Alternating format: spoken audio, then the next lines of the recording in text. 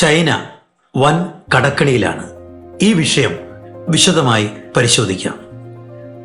ചൈനയിൽ ഓരോ ദിവസവും നടക്കുന്ന വികസനത്തിലെ കുതിച്ചുചാട്ടത്തെക്കുറിച്ച് ധാരാളം വാർത്തകളും അതുപോലെ വ്ളോഗർമാരുടെയും മറ്റും തള്ളിമറിക്കലുകളും ധാരാളമായി നമ്മൾ കണ്ടിട്ടുണ്ട്. ചൈനയിലെ വലിയ പാലങ്ങൾ, അതുപോലെ അവിടെയുള്ള പടുകൂറ്റൻ കെട്ടിടങ്ങൾ, പുതിയ പട്ടണങ്ങൾ എന്നിങ്ങനെ ലോകമെങ്ങുമുള്ള വ്ളോഗർമാരുടെയും വാർത്താ പ്രവർത്തകരുടെയും പ്രധാനപ്പെട്ട ഒരു വിഷയമാണ് ചൈനയുടെ വികസനം എന്നുള്ളത്. ചൈനയുടെ വികസനത്തെക്കുറിച്ച് വാതോരാതെ പറയുന്ന ചിലർ ഇന്ത്യക്കിട്ടൊരു കൊട്ടുകൂടെ കൊടുക്കും.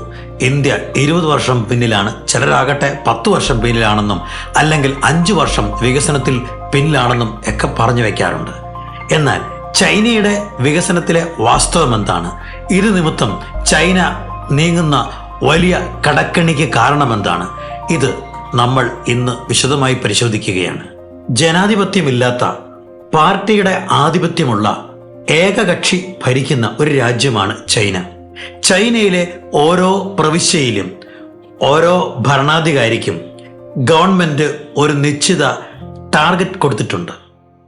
ചൈനയുടെ ദേശീയ GDP-യേക്കാൾ ഉയർന്ന GDP ആ പ്രദേശത്ത് നേടുക എന്നുള്ളതാണ് അവർക്ക് നൽകിയിട്ടുള്ള ടാർഗറ്റ്. ഈ ടാർഗറ്റ് നേടിയാൽ ആ വ്യക്തിക്ക് പാർട്ടിയിൽ കുറച്ചുകൂടെ ഉന്നത സ്ഥാനം ലഭിക്കുകയും ഒരു ജില്ലയുടെയും മറ്റും ഭരണ സാരഥ്യം ലഭിക്കുകയും ചെയ്യുന്നു.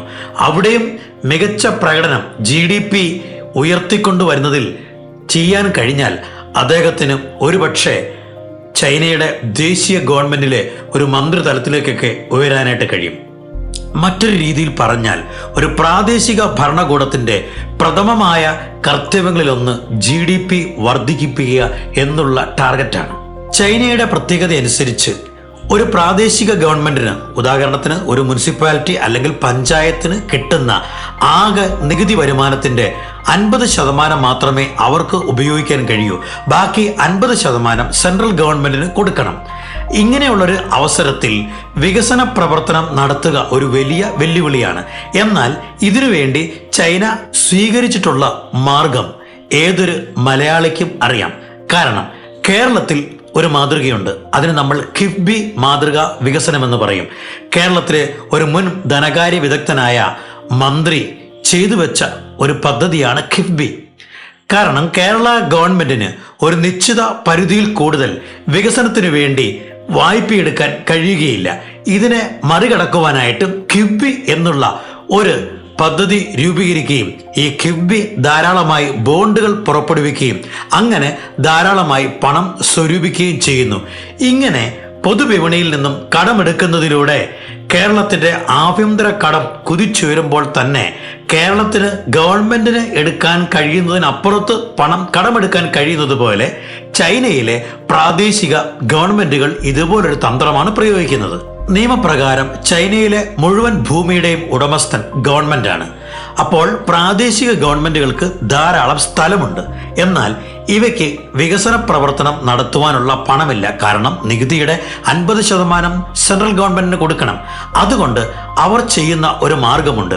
കിഫ്ബി പോലെ ചൈനയിലെ പ്രാദേശിക ഗവൺമെന്റുകൾ LGFV എന്ന പേരിൽ ഒരു ഷെൽ കമ്പനി രൂപീകരിച്ച് അവർക്ക് ഒരു ചെറിയ പാട്ടത്തിന് സ്ഥലമേൽപ്പിക്കുന്നു. അവരാകട്ടെ നേരെ ബാങ്കിൽ ചെന്ന് ഗവൺമെന്റിന്റെ ഗ്യാരണ്ടി ഉള്ള സ്ഥലമാണ് എന്നുള്ള ഭാവേന വലിയ തുകയ്ക്ക് ലോണുകൾ വാങ്ങുന്നു. ഈ ലോൺ ഉപയോഗിച്ച് ധാരാളം കൺസ്ട്രക്ഷനുകൾ അടിസ്ഥാന മേഖലയിൽ നടത്തുന്നു. ഈ സമയം ചൈനയിലെ സാധാരണ ജനങ്ങളാകട്ടെ അവരുടെ മുഴുവൻ പണവും ഇത്തരം ഇൻഫ്രാസ്ട്രക്ചർ ഡെവലപ്മെന്റ് പദ്ധതികളിൽ നിക്ഷേപിക്കുന്നു. ഇത് ചൈനയിലെങ്ങും വ്യാപകമായി ചെയ്യുന്നത് കൊണ്ട് ധാരാളം റോഡുകളും പാലങ്ങളും കെട്ടിടങ്ങളും എല്ലാം വളരെയധികം കൂണ് മുളയ്ക്കുന്നത് പോലെ ചൈനയുടെ ഭാഗങ്ങളിൽ നിന്നും മുളച്ചു വരുന്നു. എന്നാൽ ഇവിടെ മറഞ്ഞു കിടക്കുന്ന ഒരു വലിയ പ്രശ്നമുണ്ട്. അതിതാണ്, ചൈനയിൽ പണിതിരിക്കുന്ന കെട്ടിടങ്ങൾ യഥാർത്ഥത്തിൽ അവർക്ക് ആവശ്യമുള്ളതിനേക്കാൾ വളരെ വളരെ അധികമാണ്. അതായത് ഡിമാൻഡിനേക്കാൾ അധികം സപ്ലൈ. ഇതിന്റെ ഫലമോ എന്താണ് സംഭവിച്ചതെന്നോ പല സിറ്റികളും ഇന്ന് ഗോസ്റ്റ് സിറ്റികൾ, പ്രേത നഗരങ്ങളായി മാറി. കാരണം താമസിക്കുവാൻ ആളുകളില്ല. പല വലിയ കെട്ടിടങ്ങളും വെറുതെ ഒഴിഞ്ഞു കിടക്കുകയാണ്. ഇവയൊന്നും താമസിക്കുവാൻ ആളുകളില്ല. ഇതിനെക്കുറിച്ചുള്ള ഒരു കണക്ക് വളരെ ശ്രദ്ധേയമാണ്. ചൈനയിൽ ഒഴിഞ്ഞു കിടക്കുന്ന ആകെ കെട്ടിടങ്ങൾ ഫ്രാൻസിലെ മുഴുവൻ ആളുകളെയും പാർപ്പിക്കാൻ കഴിയുമത്രേ.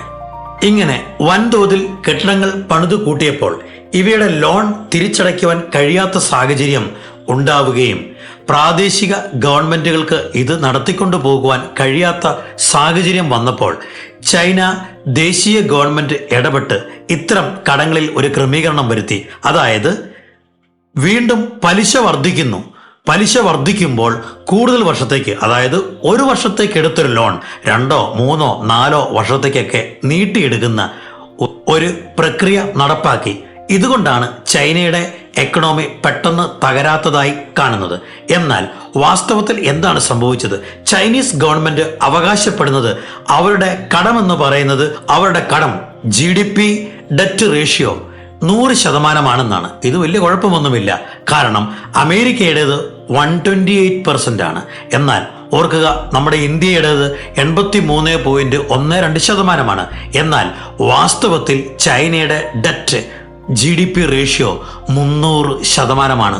ഓർക്കുക, ഇന്ത്യയേക്കാൾ എത്രയോ വലുതാണ്. ഡിമാൻഡിനേക്കാൾ അധികം സപ്ലൈ ഉണ്ടായതിലൂടെ ചൈനയിൽ ഇപ്പോൾ തന്നെ 10ഓളം പ്രേത നഗരങ്ങളുണ്ട്. ആൾ താമസമില്ലാത്ത വെറും കെട്ടിടങ്ങൾ നോക്കുകുത്തികളായി നിൽക്കുന്നവ. ഇവിടെയാണ് ഇന്ത്യൻ വികസനത്തിന്റെ വ്യത്യസ്തത. ഇന്ത്യൻ വികസനം ഇവിടുത്തെ ജനങ്ങളുടെ ഡിമാൻഡിന്, ആവശ്യത്തിനും അനുസരിച്ചുള്ളതാണ്. അതുകൊണ്ടാണ് നമ്മുടെ GDP ഡെറ്റ് റേഷ്യോ 83.2% നിൽക്കുന്നത്. ചൈന GDPയുടെ പേരിൽ വൻതോതിൽ കെട്ടിടങ്ങൾ പണിതുകൂട്ടി ചൈനീസ് ഇക്കണോമി തകർച്ചയിലേക്ക് കൂപ്പുകുത്താൻ തുടങ്ങുമ്പോൾ ഇന്ത്യൻ സാമ്പത്തിക വളർച്ചയുടെ കാര്യം അങ്ങനെയല്ല. ഇന്ത്യൻ സാമ്പത്തിക നില വളരുന്നതിനോടൊപ്പം ധാരാളം ഇൻഫ്രാസ്ട്രക്ചർ ഡെവലപ്മെന്റും ഇന്ത്യയുടെ വിവിധ ഭാഗങ്ങളിൽ ഉണ്ടാകുന്നുണ്ട്. കഴിഞ്ഞ 10 കൊല്ലത്തിനിടയ്ക്ക് ഏറ്റവും അധികം വികസനങ്ങളുടെയും ഇൻഫ്രാസ്ട്രക്ചർ ഡെവലപ്മെന്റിന്റെയും ഒരു കുതിച്ചുചാട്ടമായിരുന്നു. ഒരൊറ്റ കാര്യം ഓർത്താൽ മതി, ഇന്ത്യയിലെ പല റോഡുകളിലും ഇന്ന് പ്ലെയിനുകൾ വന്ന് ലാൻഡ് ചെയ്യാൻ കഴിയുന്ന തരത്തിലുള്ളവയാണ്.